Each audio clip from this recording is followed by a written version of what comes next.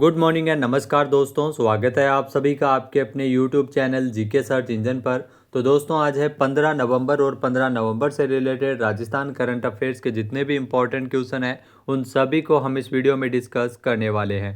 तो पूरा वीडियो बहुत ध्यान से देखना और वीडियो के एंड में मैं आपसे एक क्वेश्चन भी पूछूंगा जिसका आंसर आप सभी को कमेंट बॉक्स में देना है।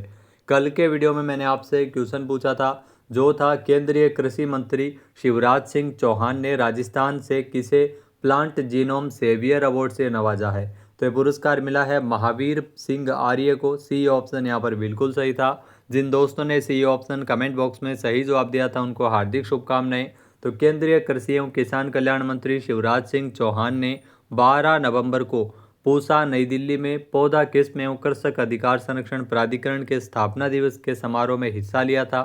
इस अवसर पर उन्होंने प्लांट जीनोम सेवियर अवार्ड के तहत देश भर के किसानों और संस्थानों को जैव विविधता संरक्षण, परंपरागत ज्ञान और नवाचार के लिए सम्मानित किया था।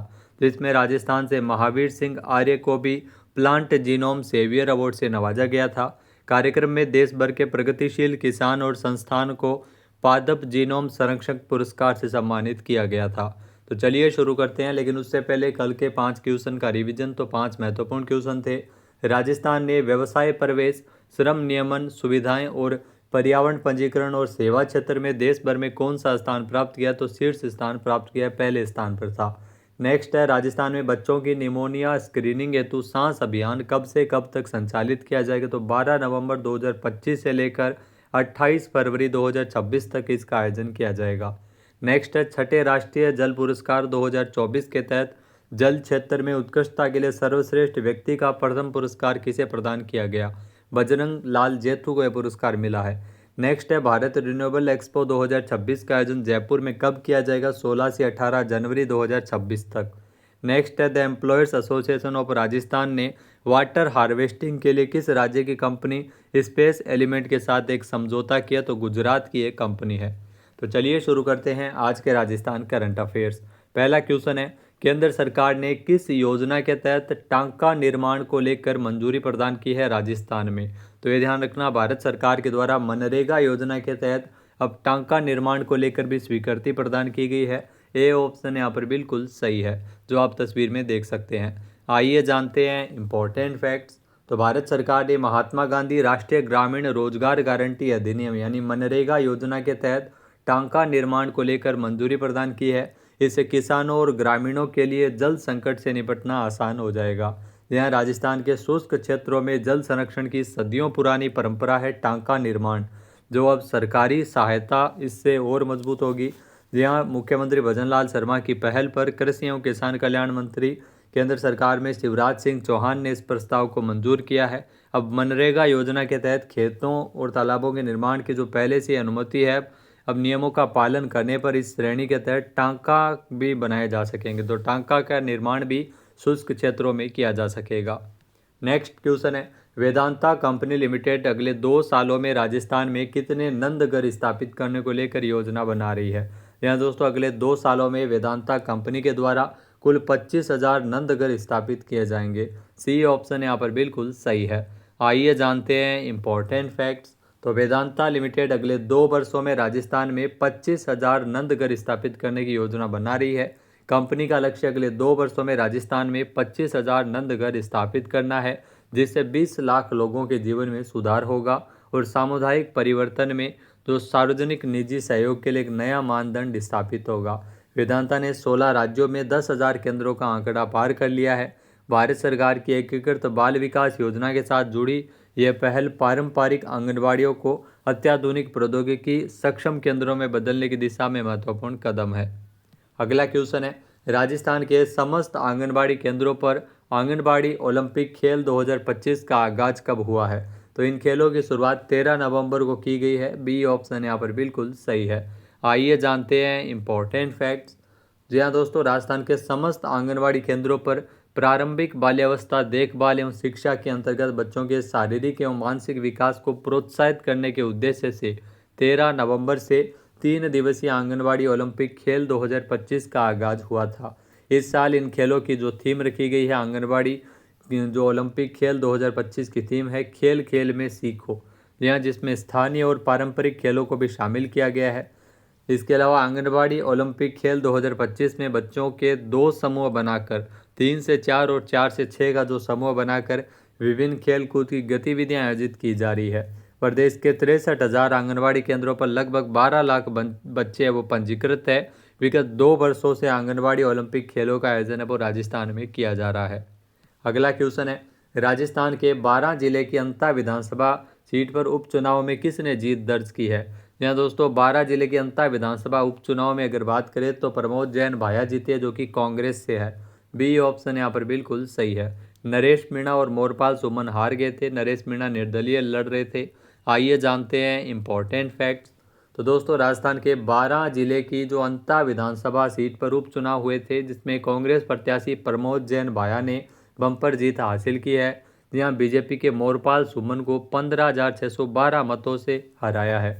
कांग्रेस के प्रमोद जैन भाया को कुल 69,571 वोट मिले थे, जबकि भाजपा के मोरपाल सुमन को 53,959 वोट, जबकि निर्दलीय प्रत्याशी नरेश मीणा को 53,800 वोट ही मिले थे। राजस्थान में 200 विधानसभा सीटें हैं जिसमें बीजेपी के पास 118 सीट, कांग्रेस की 66 और भारत आदिवासी पार्टी की 4, बहुजन समाज पार्टी की 2 और राष्ट्रीय लोकदल पार्टी की 1 सीट है। इस सीट पर अगर बात करें तो 12 जिले के अंता विधानसभा सीट पर उपचुनाव इसलिए करवाया गया था क्योंकि यहाँ से जो बीजेपी के विधायक थे कंवर लाल मीणा, वो एक आपराधिक मामले में दोषी पाए जाने के बाद अयोग्य घोषित हो चुके थे।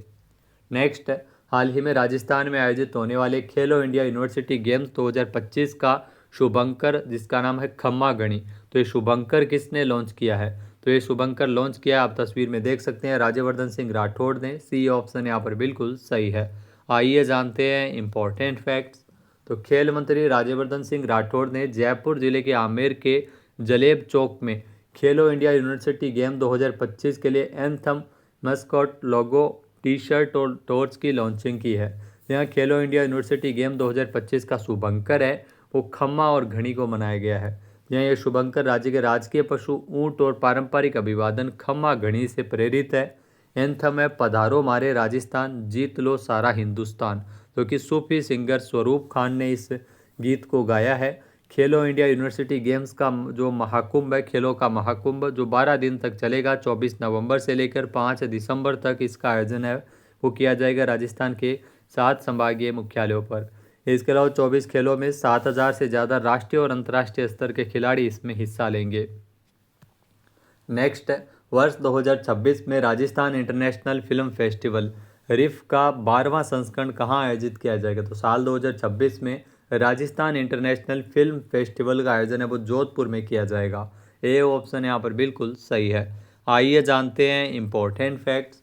तो federation of film societies of India north region के द्वारा मान्यता प्राप्त राजस्थान इंटरनेशनल फिल्म फेस्टिवल रिफ का 12वां संस्करण 31 जनवरी से लेकर 4 फरवरी 2026 तक जोधपुर में सर्किट हाउस रोड स्थित Miraj cinema blue city mall में इसका आयोजन है वो किया जाएगा।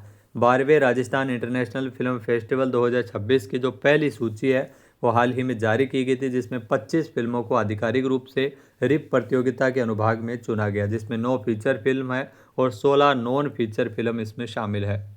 अगला क्वेश्चन है, प्रदेश में राजस्थान सड़क सुरक्षा अभियान 2025 कब तक चलाया जाएगा। तो 4 नवंबर को इस अभियान की शुरुआत की गई थी और यह अभियान 18 नवंबर तक चलाया जाएगा, यानी कि सी ऑप्शन यहाँ पर बिल्कुल सही है। आइए जानते हैं इंपॉर्टेंट फैक्ट्स। तो राजस्थान सड़क सुरक्षा अभियान 2025 जिसकी अवधि 4 नवंबर से लेकर 18 नवंबर तक यानी 15 दिनों तक यह अभियान मुख्यमंत्री भजन लाल शर्मा के निर्देशन में चलाया जा रहा है, जिसका मुख्य उद्देश्य सड़क दुर्घटनाओं में कमी लाना, सड़क सुरक्षा सुदृढ़ीकरण, यातायात नियमों का सख्त पालन और आपातकालीन सहायता प्रणाली को सशक्त बनाना है। इसकी मॉनिटरिंग खुद मुख्यमंत्री के निर्देशन में मुख्यमंत्री कार्यालय द्वारा सघन निगरानी की जा रही है। मुख्य कार्यवाहियाँ जिसमें शराब पीकर तेज या गलत दिशा में वाहन चलाने वालों पर कार्रवाई की जा रही है, बिना रिफ्लेक्टर नंबर प्लेट वाले वाहनों पर दंड। इसके अलावा राजमार्गों पर थाना एवं यातायात टीमें तैनात की गई है। हाईवे मोबाइल यूनिट और एम्बुलेंस प्रणाली की जांच की जा रही है।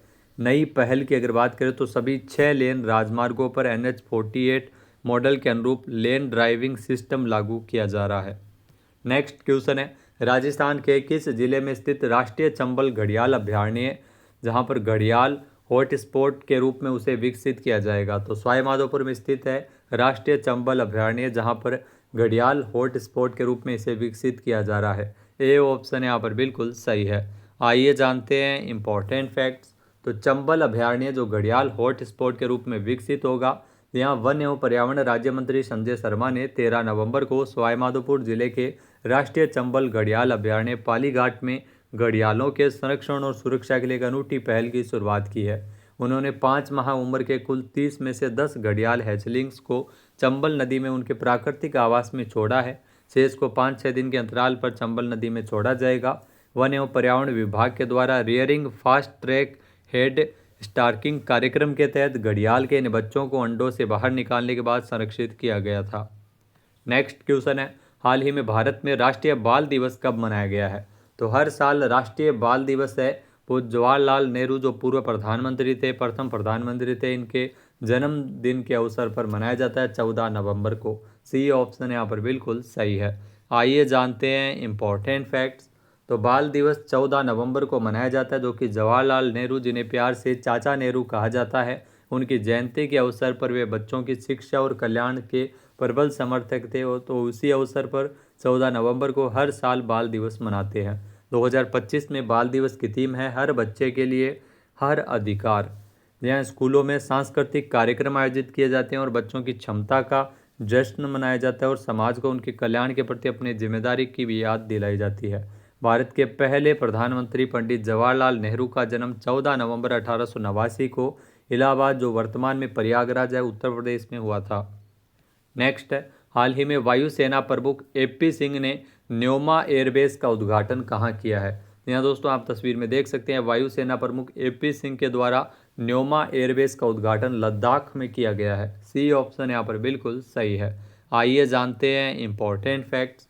तो वायुसेना प्रमुख भारत के एपी सिंह ने, जिन्होंने लद्दाख में न्योमा एयरबेस का उद्घाटन किया था। यह मुद न्योमा वायुसेना स्टेशन जो न्योमा एयरबेस है, जिसका उद्घाटन किया गया, जिसे 13,700 फीट की ऊंचाई पर 2.7 किलोमीटर लंबे रनवे के साथ भारत की अग्रिम हवाई क्षमता मजबूत हुई है, जो कि विश्व के सबसे ऊंचे सैन्य रनवे में से एक है। वास्तविक नियंत्रण रेखा से 23 किलोमीटर दूर स्थित यह स्टेशन लड़ाकू विमान C-130J परिवहन विमानों और हेलीकॉप्टरों को सहायता प्रदान करेगा, जिससे लद्दाख में जो संभारिकी निगरानी और त्वरित प्रतिक्रिया अभियानों में वृद्धि होगी। बात करते हैं आज के हमारे क्विज के, जिसका आंसर आप सभी को कमेंट बॉक्स में देना है। तो आज का क्विज है, राजस्थान में बच्चों की निमोनिया स्क्रीनिंग हेतु सांस अभियान कब से कब तक संचालित किया जा रहा है? एक बार फिर से सुनिएगा, राजस्थान में बच्चों की निमोनिया स्क्रीनिंग हेतु सांस अभियान कब से कब तक संचालित किया जा रहा है? सही आंसर आपको कमेंट बॉक्स में देना है। और अगर ये वीडियो आपको पसंद आए तो इसे आप लाइक और शेयर करना बिल्कुल ना भूलिएगा। चैनल पे नए जुड़े हो, सब्सक्राइब नहीं किया है तो अभी सब्सक्राइब बटन पर क्लिक करें। इस वीडियो की जो PDF फाइल है वो आप वीडियो के डिस्क्रिप्शन बॉक्स से डाउनलोड कर सकते हैं। क्वेश्चन आंसर आप वोट करके भी कर सकते हैं। वीडियो देखने के लिए धन्यवाद। जय हिंद, जय भारत, जय राजस्थान।